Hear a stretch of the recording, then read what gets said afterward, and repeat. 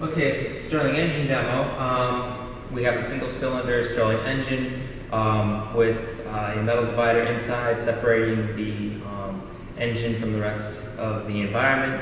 And then we have another moving piston inside that will push down hot air. There's a gap in between the edge of the cylinder and the moving piston.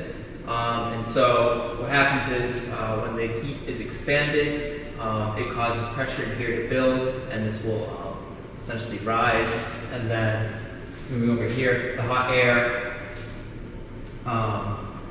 that was stored in here under the moving piston will be moving up, and the rising temperature here will cause pressure to build, which will push our divider from the rest of the environment up, and it will push the moving power piston down.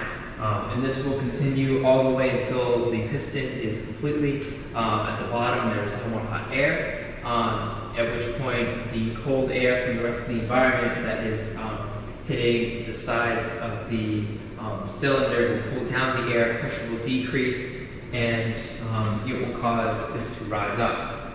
And also, due to the flywheel momentum,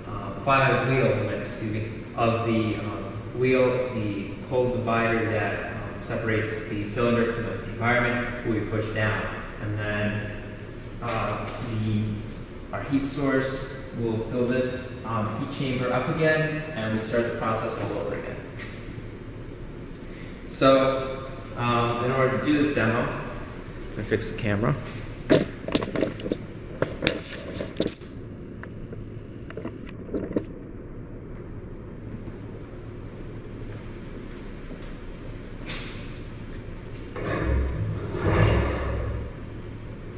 So in order to do this demo, we're going to want our engine directly above our heat source. We do not want this heat sink area to be engulfed in the flame. We need that to be have good access to the outside cooler air. So go ahead and light your Bunsen burner.